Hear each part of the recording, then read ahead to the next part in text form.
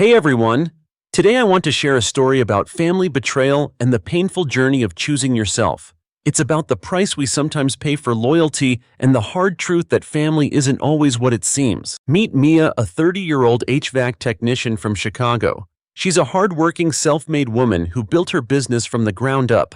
But if you asked her family, you'd think she was nothing more than a disappointment, someone who never quite measured up. For years, Mia quietly supported her younger sister Chloe, a 23-year-old law student with big dreams and even bigger ambitions. Mia covered Chloe's tuition rent and even sent her spending money, all while managing her HVAC shop. But this past Thanksgiving, something broke inside Mia. It all started when she got a call from her mother. She had just locked up her shop for the night, the neon sign buzzing behind her, cutting through the crisp Chicago air. She climbed into her old truck, ready to head home, when her phone rang. "Mia, we need to talk about Thanksgiving," her mother said, her voice unusually hesitant. Mia frowned, gripping the steering wheel. Her mother wasn't the type to beat around the bush. Something felt off. "Sure, Mom." "What's up?" she replied, pulling into traffic. There was a pause, the kind that stretches just long enough to make your stomach tighten. "We think it's better if you skip dinner this year." Mia nearly swerved into the next lane. What do you mean, skip dinner? We always do Thanksgiving together." Her mother sighed, a soft, rehearsed sound. "It's just that this year we're keeping things a bit more formal. Chloe's boyfriend Marcus is bringing his parents and, well, we thought it might be better if it was just close family." Mia scoffed, her chest tightening. "I am close family, Mom." "Of course you are, sweetheart," her mother quickly added, her tone dripping with forced sincerity. "But you know how these professional families can be. Chloe just wants to make a good impression." And there it was. The unspoken truth hit Mia like a punch to the gut. Her job, her life, her hard work, it wasn't good enough for her own family. "So because I don't wear a suit and work in an office, I'm not good enough to sit at the table?" Mia's voice rose, anger bubbling beneath her skin. "Mia, don't make this about you," her mother shot back, her tone sharp. Mia let out a humorless laugh. "Oh, I see. It's not about me. It's about making sure Chloe isn't embarrassed by her lowly blue-collar sister, right?" There was a long, heavy silence on the line. Her mother didn't even bother to deny it. Mia felt a sharp, bitter sting in her chest, like she'd been struck. For years, she had poured her hard-earned money into Chloe's education, making sure her sister never had to worry about a thing. And this was her thanks to be erased from her own family's holiday. Her mother's voice softened, slipping into that saccharine, guilt-tripping tone she always used when she wanted something. "Mia, it's just one dinner. We'll make it up to you. Maybe a family brunch next weekend." Mia tightened her grip on the steering wheel, her knuckles turning white. "Yeah, maybe," she said, her voice flat. She hung up without another word, her heart pounding. She pulled into her driveway, sat in the darkened cab of her truck, and took a deep breath. One dinner. Just one dinner. But it wasn't just about one dinner. It was about years of sacrifices, late nights, long hours, and missed vacations. Also, her sister could have the life she dreamed of. And now Mia wasn't even good enough to be in the same room as Chloe's polished professional in-laws. As she sat there, her phone buzzed again. A text from her cousin Genevieve. "I overheard Mom and Chloe talking. Chloe told her she didn't want you there because she's afraid it'll make her look bad in front of Marcus's parents. She said, and I quote, 'I don't want them to think we come from a working-class background.'" Mia read the message twice, her stomach twisting. Her own sister, the same one she had supported through thick and thin, was ashamed of her. Looking back, Mia should have seen the signs. The way Chloe never invited her to her college events. The way she changed the subject when her friends asked what Mia did for a living. The way she never introduced Mia to Marcus, even though they had been together for nearly a year. But Mia had ignored it, convinced herself she was being paranoid. But now the truth was undeniable. Thanksgiving Day came, and for the first time in her life, Mia spent it alone. She went for a long drive, stopped at a diner for coffee, even called a few friends, but nothing dulled the ache in her chest. That evening, against her better judgment, she checked social media. And there they were. Smiling family photos, a perfectly set dinner table, Chloe in a sleek black dress beaming next to Marcus, his parents looking equally polished. And Mia, she was nowhere to be seen. And in that moment, something in Mia shifted. If she wasn't good enough to sit at their table, then her money wasn't good enough to pay for Chloe's tuition. The next morning, Mia woke up feeling lighter. It wasn't exactly relief, but a kind of clarity. She sat at her kitchen table, took a deep breath, and opened her laptop. She logged into the university's payment portal. She knew the password to Chloe's account better than her own. Due date 2 weeks. Balance $21,500. Mia stared at the number for a long moment.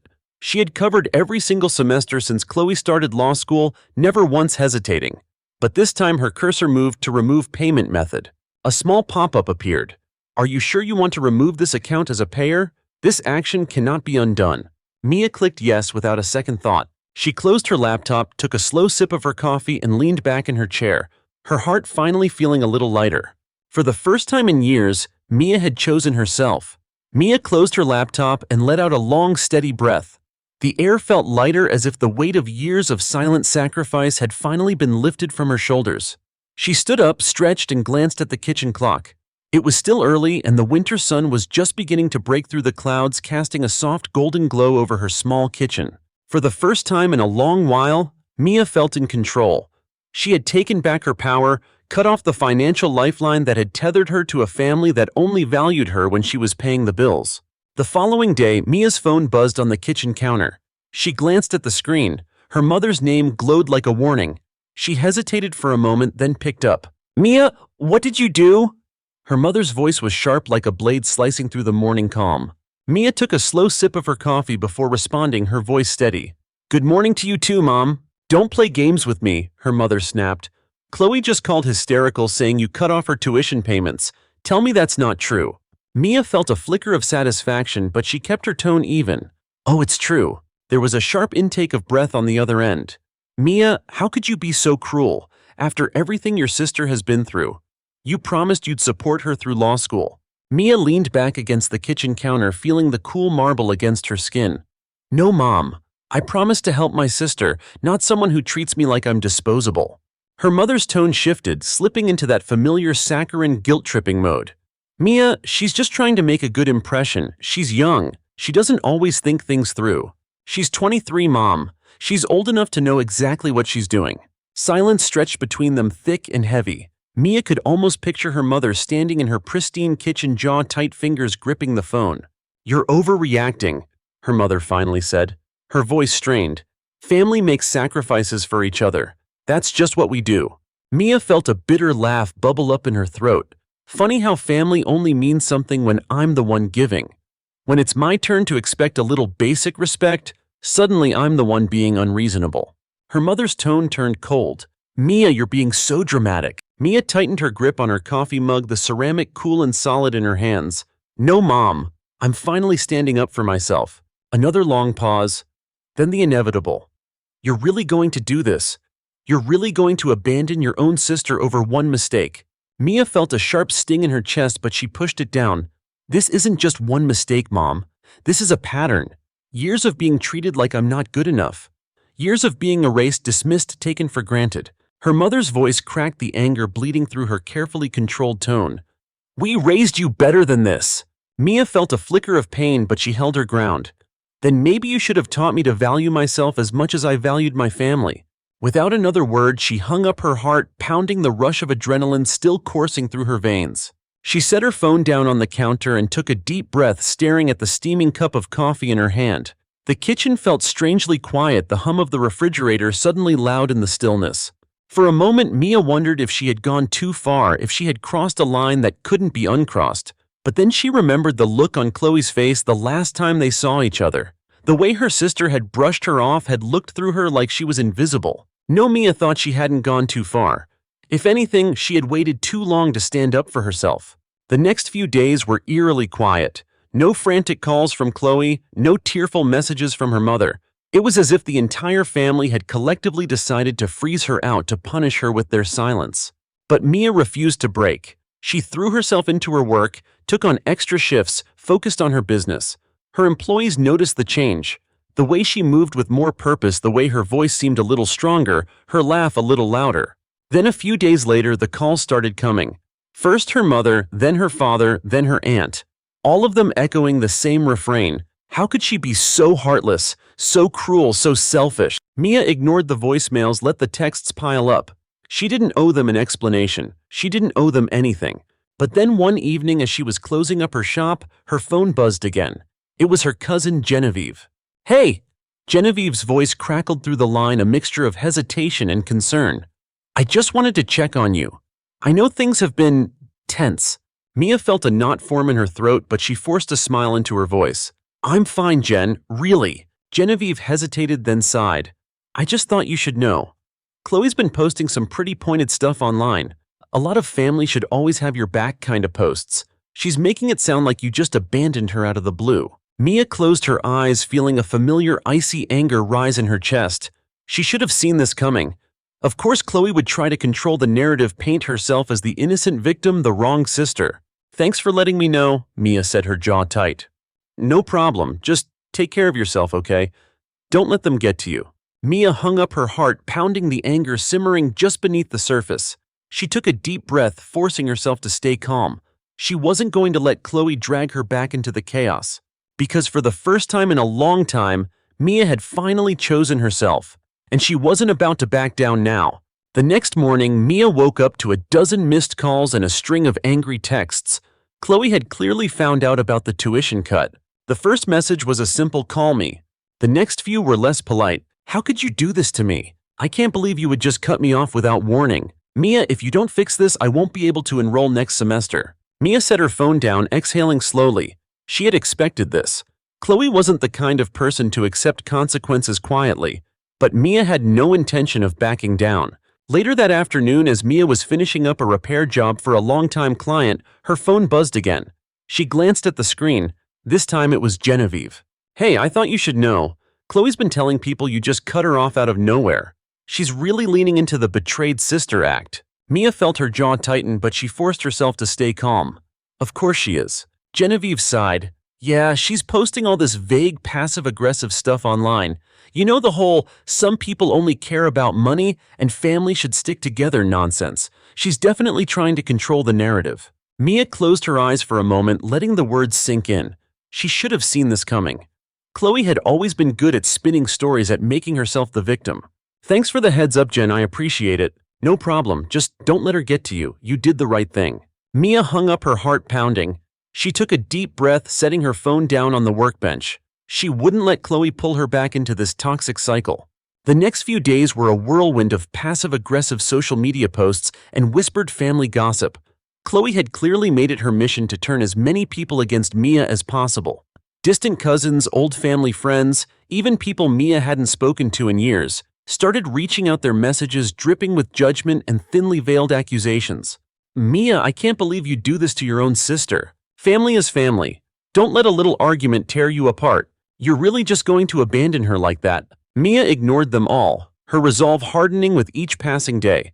She had made her decision, and she wasn't about to let Chloe guilt her into backing down. Then one evening, as Mia was closing up her shop, her phone rang. She glanced at the screen. Marcus, Chloe's boyfriend. Mia hesitated, her thumb hovering over the answer button. She had never actually met Marcus, had only seen him in a few photos on Chloe's Instagram. But she knew enough to understand that this call wasn't a good sign.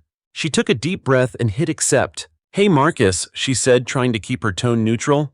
There was a long pause on the other end, and for a moment Mia wondered if he had accidentally pocket-dialed her. Then his voice came through sharp and cold. Mia, what the hell is going on? I just found out about the tuition payments. Mia closed her eyes, leaning back against the workbench. So he knew. She had expected this moment, but it still hit harder than she thought it would. I'm not sure what Chloe told you, Mia said carefully, but I've been paying her tuition for years, and I recently decided to stop. Another pause, this one filled with a heavy, simmering anger. You're telling me that Chloe's entire education has been funded by you? Yes, Mia replied, keeping her tone calm. Every semester, every textbook, every housing payment, all of it. Marcus let out a sharp, bitter laugh. Unbelievable. She made it sound like her parents were covering everything, like she was doing this all on her own. Mia felt a small, bitter spark of satisfaction. Chloe's carefully crafted image was starting to crack. Well, Mia said, her voice steady, I guess she didn't want you to know the truth. Marcus was silent for a moment, his breathing heavy on the other end of the line. She used me? Mia, she lied to me, and you're telling me she was using you too? Mia let out a slow breath. Yes, Marcus, she was. Another long pause. Then his voice hardened. Thanks for letting me know. I think it's time I had a conversation with Chloe. Mia hung up, her heart still racing. She leaned against the cool metal of the workbench, staring down at the grease-stained floor. She should have felt guilty, should have felt some kind of remorse for exposing her sister like that. But all she felt was relief. For the first time in years, Mia had chosen herself. She had finally broken free of the toxic, one-sided relationship that had defined her life for far too long. And for the first time, she felt like she could breathe. Mia didn't have to wait long for the fallout. The morning after her call with Marcus, she woke up to another round of frantic messages. This time they weren't just from Chloe, her mother, her aunt, even her father, all of them chiming in with their own versions of guilt-laden outrage. "Mia, what have you done? Chloe is devastated. I can't believe you would destroy your sister's life like this. Family is family, Mia. You don't just walk away." Mia set her phone down on the kitchen counter, resisting the urge to throw it across the room. She had known this was coming, had braced herself for it, but the sheer volume of backlash still hit like a punch to the gut. It was clear now that Chloe had fully weaponized her victim narrative. She had managed to twist the story into something that made Mia look like the villain, the heartless sister who had abandoned her own flesh and blood. Mia took a deep breath, gripping the edge of the counter. She wouldn't let them break her. Not this time. Later that day, as Mia was heading back to her shop, her phone buzzed again. It was Marcus. "Hey." His voice was rough, like he hadn't slept. "I talked to Chloe." Mia leaned against her truck, bracing herself, and Marcus let out a bitter laugh. "She tried to spin it like you just cut her off for no reason, said you were being petty and jealous. But when I pressed her, she finally admitted it, that you've been paying for her education this whole time." Mia closed her eyes, feeling a strange mix of satisfaction and exhaustion. "I just can't believe it," Marcus continued, his tone sharp. "She lied to me for years, made me think she was this self-made independent woman, all while you were the one footing the bill." Mia sighed, leaning her head back against the cool metal of the truck door. "I'm sorry you had to find out this way." "No," Marcus said quickly. "Don't apologize. If anything, I owe you an apology for believing her lies." Mia felt a flicker of surprise. She had expected Marcus to defend Chloe, to brush off her deception as a minor misstep, but it seemed that even he had reached his breaking point. "I ended things with her," Marcus said, his voice flat. "I'm not going to be with someone who lies to me, who manipulates the people around her just to save face." Mia felt a small, bitter smile creep onto her lips. Chloe's perfect little world was finally crumbling around her. "Thanks for telling me the truth," Marcus said, his tone softer now. "I appreciate it." Mia let out a slow breath. "Take care of yourself, Marcus." She hung up, slipping her phone into her jacket pocket. She took a deep breath, letting the cold Chicago air fill her lungs. It was over. Chloe's safety net had officially disappeared. Over the next few weeks, the fallout continued. Chloe's posts on social media grew increasingly frantic. Thinly veiled accusations about betrayal and heartbreak, vague comments about being abandoned by those she trusted. But Mia stayed silent. She had no interest in engaging with Chloe's public pity party. She had already wasted enough time, energy, and money on someone who clearly didn't value her. Then one day, Mia received a call from her cousin Genevieve. "Hey, I thought you should know. Chloe moved back in with your parents," Genevieve said, her voice low, like she was sharing a dark secret. "She had to drop out of law school, couldn't make the tuition without you." Mia felt a strange hollow ache in her chest. She had known this was a possibility, had braced herself for it, but hearing it out loud still stung. "She tried to get a loan, but her credit is garbage," Genevieve continued. "And your parents, well, they're not exactly in a position to help." Mia closed her eyes, pressing her thumb against the cool metal of her truck's hood. "Thanks for letting me know, Jen." "Of course," Genevieve said quickly, "and for what it's worth, I think you did the right thing. You've sacrificed enough for her." Mia managed a small, strained smile. "Thanks." She hung up, slipping her phone back into her pocket. She took a deep breath, letting the cold wind whip through her hair, stinging her cheeks. For years, Mia had let herself be used, had let her family take her for granted, had allowed herself to become a ghost in her own life. But now, for the first time, she felt free. She felt strong. She felt alive. Mia climbed into her truck, fired up the engine, and pulled out of the parking lot. She had a business to run, a life to build, and a future to reclaim. And she wasn't going to let anyone stand in her way. A few weeks later, as the snow began to settle over Chicago, Mia found herself sitting in her small, neatly organized office, going over invoices and work orders for the month. Business had been good. Better than usual, actually. It seemed that cutting off Chloe had not only freed Mia emotionally, but also given her the focus to truly invest in her company. She had landed a few major commercial contracts, hired an extra technician, and even started considering expanding her shop.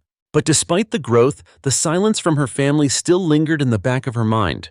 She hadn't spoken to her parents in weeks. Chloe had gone completely dark, her social media accounts stripped of the usual curated snapshots of her perfect life. Then one chilly morning as Mia was locking up her shop, her phone buzzed. She glanced down. Her mother's name lit up the screen. For a moment, Mia considered letting it ring, letting the call slip into voicemail like she had so many times before.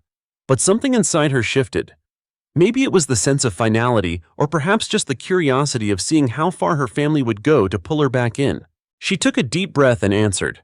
Mia, her mother's voice was strained, the sharp edge of desperation cutting through the line. "We need to talk." Mia leaned against the side of her truck, her breath fogging in the cold morning air. "About what, Mom?" Her mother hesitated as if struggling to find the right words. "Chloe is struggling. She's moved back home. She had to drop out of law school. She's been really down." Mia felt a pang of something. Not quite guilt, but a flicker of old buried concern, but she quickly pushed it aside. "I'm sorry to hear that," Mia replied, keeping her tone even, "but that's not my responsibility anymore." Her mother's tone sharpened, a note of frustration creeping in. "Mia, she's your sister. Family helps each other, that's what we do." Mia clenched her jaw, the cold metal of the truck biting into her back. "Funny how family only seems to matter when you need something from me."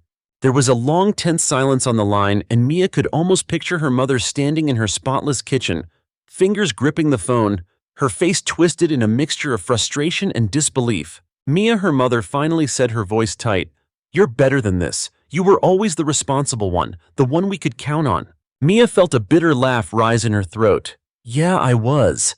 And look where it got me. Taken for granted, excluded, used as a walking bank account." "Mia, don't be so dramatic," her mother snapped, her voice growing colder. "Chloe is young. She made a mistake." "She's 23, Mom."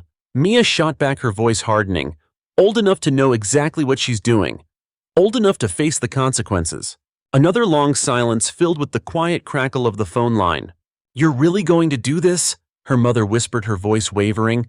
"You're really going to cut us off like this?" Mia felt her chest tighten, but she forced herself to stay calm. She had come too far to back down now. "I'm not cutting you off, Mom. I'm just choosing myself for once." Her mother let out a sharp, exasperated sigh. "Fine, do what you want, but don't come crying to us when you realize what you've done." And with that, the line went dead. Mia stared at her phone for a long moment, the cold seeping through her jacket, chilling her to the bone. She slipped her phone back into her pocket, took a deep breath, and climbed into her truck. She turned the key, felt the engine roar to life beneath her, and pulled out onto the quiet, snow-dusted street. As she drove, Mia felt a strange, unfamiliar sense of peace settle over her. She had done it. She had finally broken free. She had chosen herself. In the weeks that followed, the calls gradually stopped. The angry messages tapered off, the family guilt trips faded into distant echoes. Mia threw herself into her work, focusing on growing her business, expanding her client base, and building the life she had always dreamed of. And as the snow melted and the days grew longer, Mia found herself feeling something she hadn't felt in a long time: contentment. One evening, as she was closing up shop, her phone buzzed again. She glanced down. A text from Genevieve. "Just thought you should know, Chloe's still living at home. Your parents are struggling to keep up with the bills. She's been trying to find a job, but no one's biting." Mia let out a slow breath, feeling a flicker of old familiar pain, but it quickly faded. She had made her choice, and she wasn't about to go back. She slipped her phone into her pocket, grabbed her keys, and locked up the shop. As she stepped out into the crisp, cool air, Mia glanced up at the fading evening sky, the last rays of sunlight painting the city in a warm golden glow. For the first time in years, Mia felt truly free. Free to live her own life. Free to choose her own path. Free to finally put herself first. And as she climbed into her truck and drove off into the quiet, snow-covered streets of Chicago, Mia couldn't help but smile. Because in the end, she had chosen herself, and that she realized was the greatest victory of all.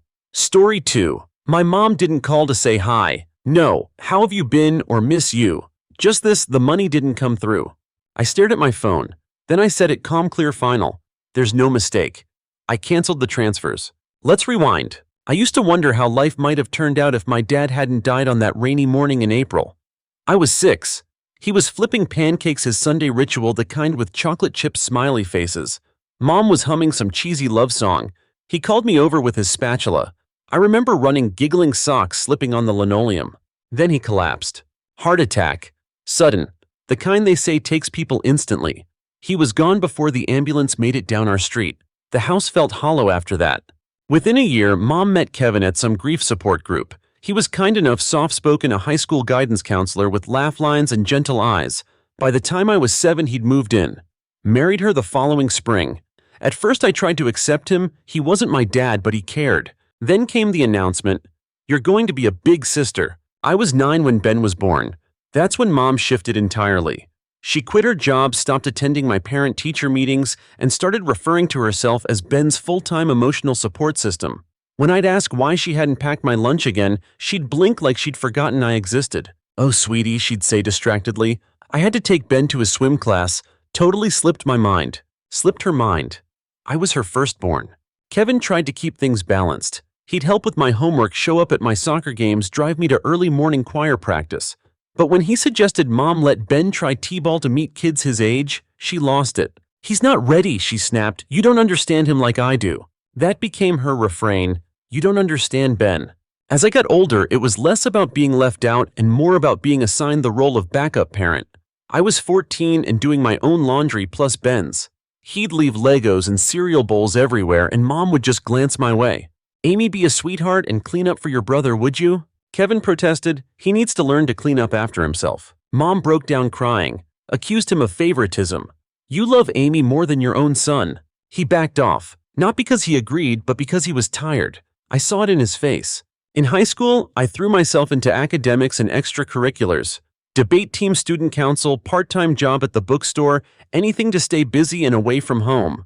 Kevin noticed. He quietly opened a college fund for me, told me I could pick any school I wanted. Mom wasn't thrilled. "Ben might need that money someday," she argued. Kevin didn't flinch. "Amy's worked for this." I picked a university a few states away. Not too far, but far enough. Kevin drove me to campus and helped set up my dorm. Mom stayed home. "Ben has separation anxiety," she claimed. College was my reset. I called Kevin weekly, my mom less often. Our conversations were usually one-sided updates about Ben's moods, Ben's gaming obsession, Ben's inability to wake up before noon. Kevin tried to get him to apply for jobs or join activities. Mom would shut him down. "You're being too hard on him," she'd say. "He's gifted. He just learns differently." By 25, I had my degree, a solid job in consulting, and my own small apartment in DC. Life felt mine for the first time. I invited them for a housewarming. Only Kevin showed. He brought a cactus in a ceramic pot and a bottle of wine. "Your mom said Ben had something urgent," he said using air quotes. Ben was 19. The urgent thing, a gaming tournament, online. Over dinner, Kevin updated me. Ben hadn't applied to college. No job, no GED, just Red Bull and Call of Duty. Kevin had offered him an entry-level spot at his district office, paperwork, filing, simple stuff. Mom said it was beneath him. "Ben's destined for bigger things," she claimed. Like what I asked, Kevin shrugged.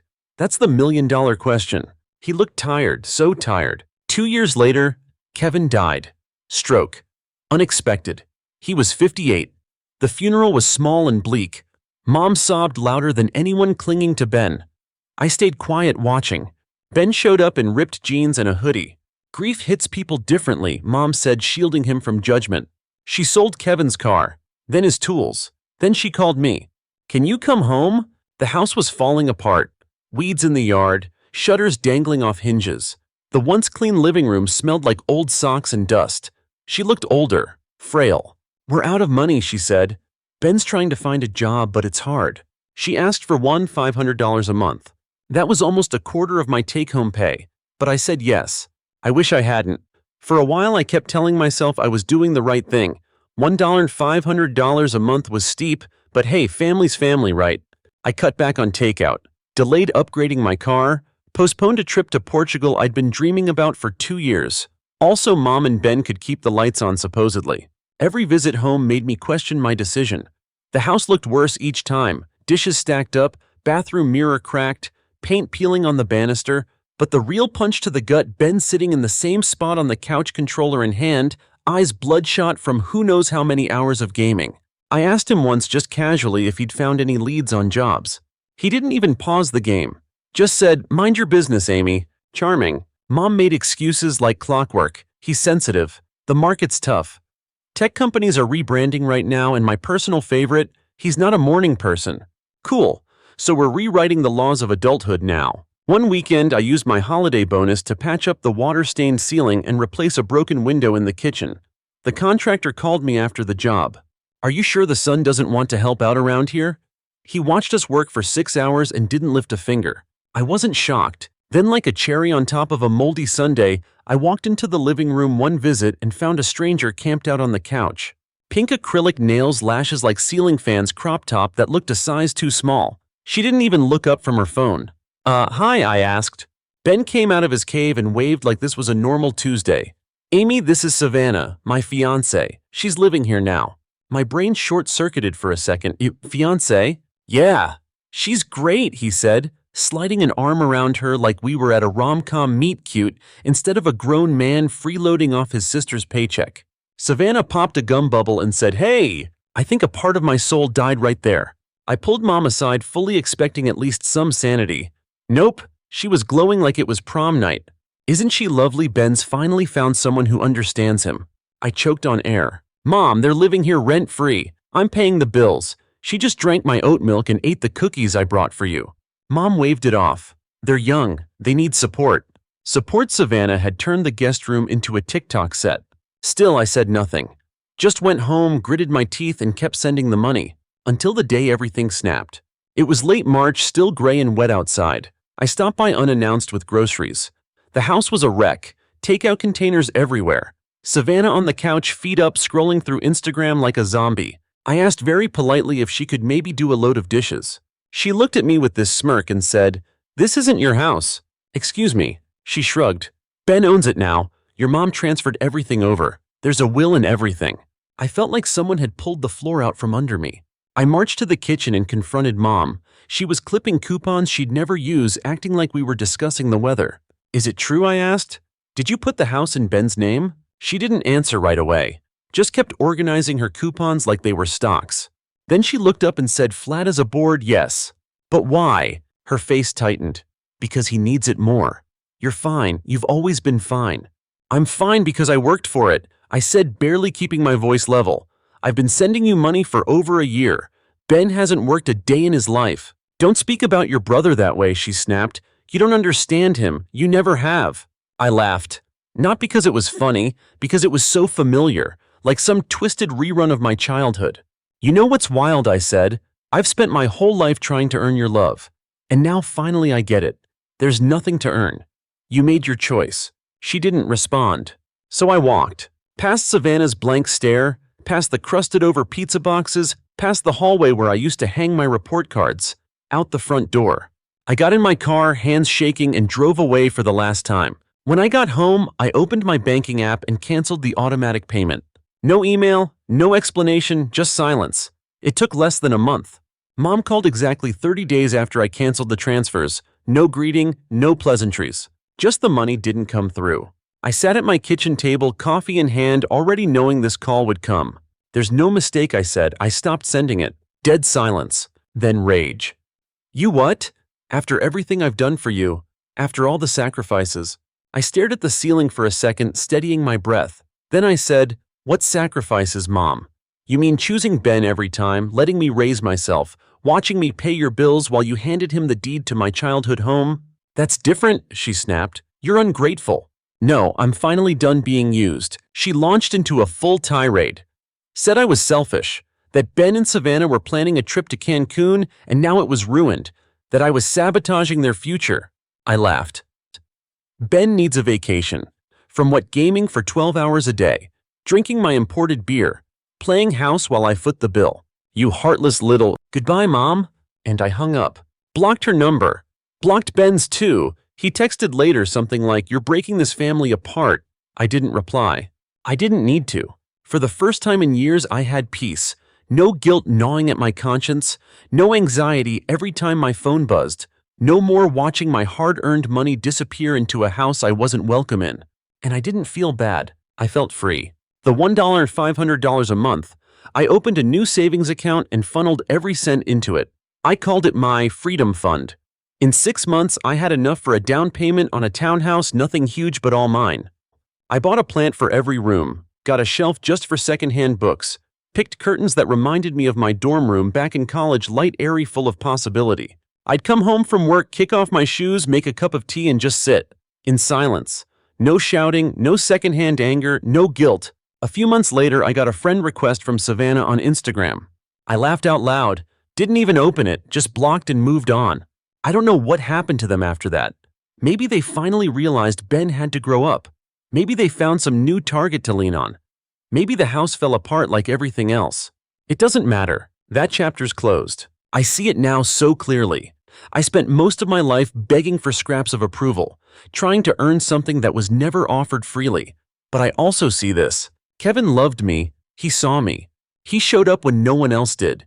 He cheered at my belt tests. He handed me that college folder and said, "Sky's the limit." And I think he'd be proud that I stood up, that I walked away. I passed a construction site last week. There was a huge banner, "Now hiring, no experience needed." For half a second, I thought about texting Ben. But instead, I smiled, drove past, and turned up my music. That road's behind me now, and I'm not looking back. Story 3. Some people go years without speaking to their family and feel guilty about it. I've gone 9 and I sleep like a baby. I'm 31 now. My younger sister Brielle is 27. We haven't gotten along since she was old enough to walk and talk. Even as kids, she thrived on drama attention and being the loudest person in the room. Me, I just wanted a little peace and a parent who noticed when I was struggling. I used to think the problem was me, that maybe if I worked harder, smiled more, brought home the right trophies, they'd pay attention again.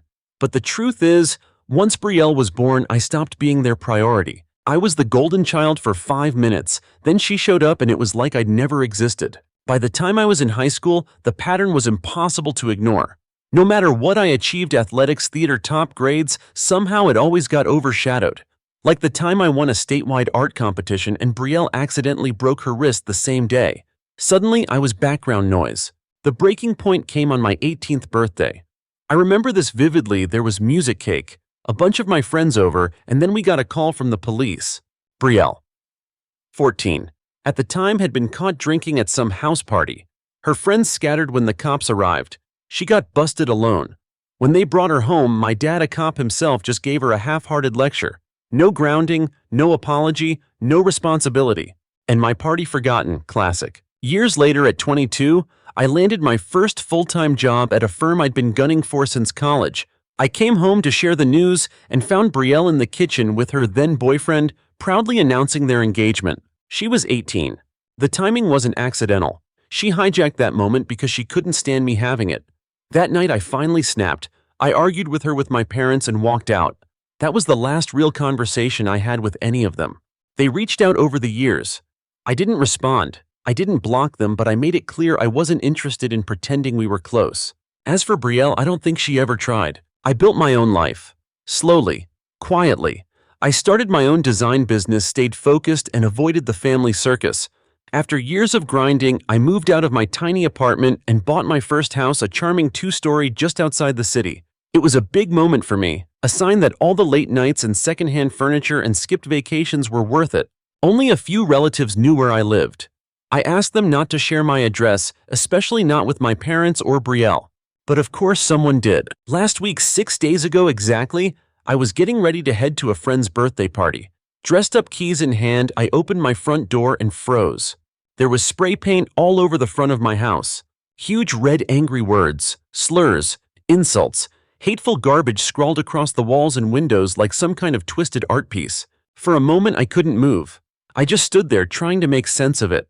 Then I went inside, pulled up the security footage, and confirmed what my gut already knew. It was Brielle. She wore a hoodie, but the security cam caught just enough of her face. I'd recognize that smug, mean expression anywhere. At first, I didn't even consider calling the police. My dad would have made it disappear anyway. I knew the drill. He'd find a way to pin it on kids being kids or blame neighborhood punks. Maybe give Brielle a fake scolding, then take her out for ice cream. That's how it always went when she messed up. He swept it under the rug and blamed everyone else. But this time was different. This time I had proof, video, screenshots, and for the first time I had nothing to lose by exposing her. I uploaded it. No names, no angry caption. Just a short clip of my freshly painted house and the security footage side by side. Within hours it blew up. Friends, acquaintances, people I hadn't talked to in years messaged me asking, "Is that who I think it is?" I didn't answer. But I did something I hadn't done in years. I unblocked my family for one reason only. I wanted them to see it. Brielle messaged me not long after, her tone equal parts rage and desperation. Take that down. I replied no. She tried arguing, threatening, even guilt-tripping, said it wasn't her, said I couldn't prove anything. I told her if she wanted to take it to court, she was welcome to try.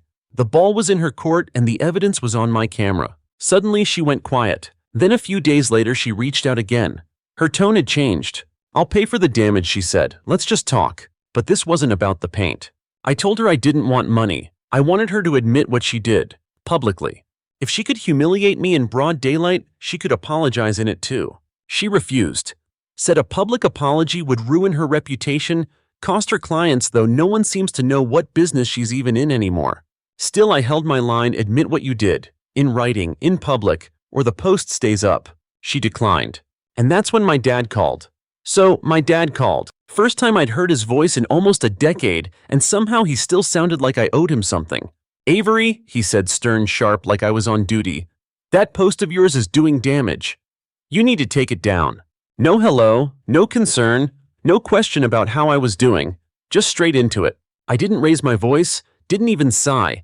I said, then maybe you should have raised a daughter who didn't destroy people's property. He didn't like that. He started going off, saying it was a lapse in judgment, that Brielle was going through a lot, that I was being cruel by putting family on display like this. He even tossed in the classic line, "We didn't think you were this kind of person." That stung, but not for the reason he thought. I took a breath, slow and even. I wasn't this kind of person, I said, but you made me one. Click. I hung up. I knew the guilt would start creeping in soon, that old reflex wondering if I'd gone too far, but this time I didn't let it take root. Because here's the thing. For years I swallowed everything, let it slide, let her slide. Her wrecking my birthday, her stealing moments meant for me, her constant sabotage wrapped in fake apologies and weaponized tears. I was done playing the quiet one. The post stayed up. The next day I got another message. This time from Brielle again. She'd shifted gears, no longer denying but bargaining. I'll pay for everything, I'll say sorry, just don't make it public. But I was past the point of easy resolutions. I told her I don't need your money.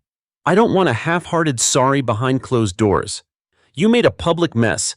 You clean it up in public, that's the deal. No reply. Not right away, but word started spreading. Mutual friends, extended relatives, even old classmates I hadn't talked to since college reached out. They'd seen the footage.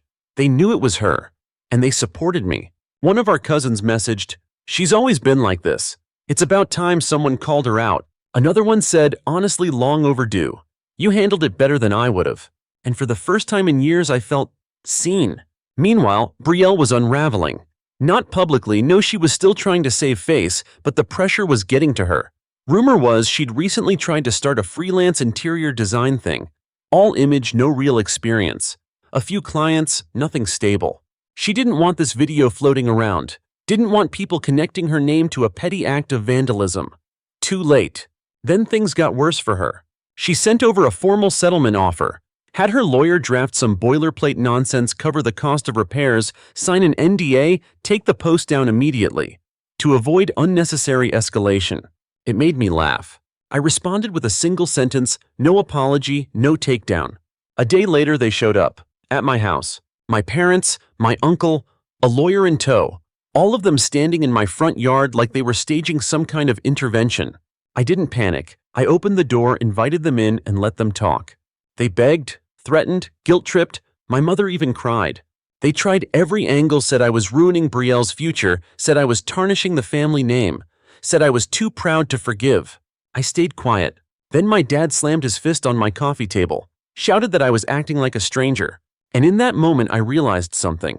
I was a stranger to them. They didn't know me, they never had, not really. I stood up, looked my father in the eye and said, "If you raised her right, you wouldn't be in my living room begging me to undo her mistake." That shut him up. Finally, Brielle walked in. Late as always, smelling like perfume and attitude. She sat down, tossed a wad of cash on the table like I was some broke landlord. "Let me know if you need more," she said. I didn't even flinch. I looked at the money, then at her, then at the people who once swore they loved me. And I said, "You think this is about paint?" Nobody spoke. So I went on. "This is about the way you've treated me for 20 years. This is about birthdays, ruined jobs, overshadowed, and parents who defended a bully because they didn't want to admit she was one." Brielle scoffed. said I was making things up, that I was dramatic. I didn't argue. I just walked to the door, opened it, and said, "You can leave. All of you." They stayed frozen for a second like they couldn't believe I meant it, but I did. And when they finally filed out, muttering, grumbling, embarrassed, I felt lighter than I'd felt in years. After they left my house, the silence felt good. Not the awkward kind. Not the emptiness people are afraid of. It was the kind of silence that comes when a storm finally passes. You're soaked, the wind's still lingering, but everything feels cleaner. I didn't hear from them for a while. Not Brielle, not my parents, not their lawyer. I figured they were regrouping, spinning some family-friendly version of the story to save face. But the post stayed up, the comments kept coming, and the support, it grew louder than the guilt ever was. People shared their own stories of siblings who always got away with everything, of parents who turned blind eyes, of being called too much or too cold for speaking truth. That's when I knew I wasn't alone. A few weeks later, I got a formal notice Brielle was threatening legal action. Defamation, emotional distress, lost business. All of it as thin as a dollar store curtain. She wanted me to take down the post and issue a retraction. I smiled when I read it, because I knew something she didn't. I had more than a security clip. I had timestamps, I had records, and I had witnesses. Turns out 2 of my neighbors had caught her on their cameras too, tagging the side of my house like it was her high school locker. One even had a clear audio snippet of her laughing as she did it. I didn't go to the police first. I went to a lawyer of my own. We didn't just respond to her claim, we countersued for property damage, harassment, and emotional distress. But what really tipped the scales wasn't me. It was her past catching up. That vandalism video opened a door, and what came through next was something even I hadn't expected. Turns out Brielle wasn't just spiraling, she was actively involved in some questionable things. A quiet investigation had already been underway on her for drug-related offenses. Nothing big enough to make headlines yet, but enough that once the video spread, local authorities took a second look. And suddenly she wasn't the victim anymore. She was the investigation. Word got around fast, not just among friends and old classmates, but also with the people she'd been trying to build her rebrand with. Clients, small business partners, that flaky online following she tried so hard to keep curated. Gone. One by one, doors closed. Collaborations ended. Her name got replaced with silence or worse stories. And my parents? They stopped calling. Completely. No apology, no reflection, just vanished back into the hole of denial where they'd always felt safest. It should have hurt. But honestly, it felt fair. Because for the first time in my life, I was living fully in truth, not just my own, but the truth people refused to look at until it spilled into the light. I didn't need revenge. I just needed the truth to be seen. And it was. Brielle was eventually charged not just for the vandalism, but for multiple counts of drug possession and intent to distribute. Her business was a front. Her life was smoke and mirrors. She got 4 years. My dad, the former police officer, he quietly resigned, couldn't keep his job after it was revealed how many times he covered for her. Public trust doesn't recover from things like that. Mom's been seeing a therapist. Someone told me she's on medication now. I don't wish her harm, but I don't owe her healing either. As for me, I kept going. The post's still up, still bookmarked. It's no longer just evidence, it's a reminder. Not of pain, but of power, of clarity, of boundaries built from stone, not sand. My business is growing. My house has been repainted, clean lines, fresh walls, no trace of red. I adopted a rescue dog, started painting again. I sleep well, I eat what I want, I wear what I like. My space feels like mine. Sometimes people ask if I'd ever reconnect with my family, if I'd ever forgive them. Here's what I say. Forgiveness isn't always a door you open. Sometimes it's a fence you build to protect what's sacred. They had every chance to meet me with honesty. They chose silence, denial, and rage. And I chose distance. That choice saved me. And it gave me something my family never did. Peace.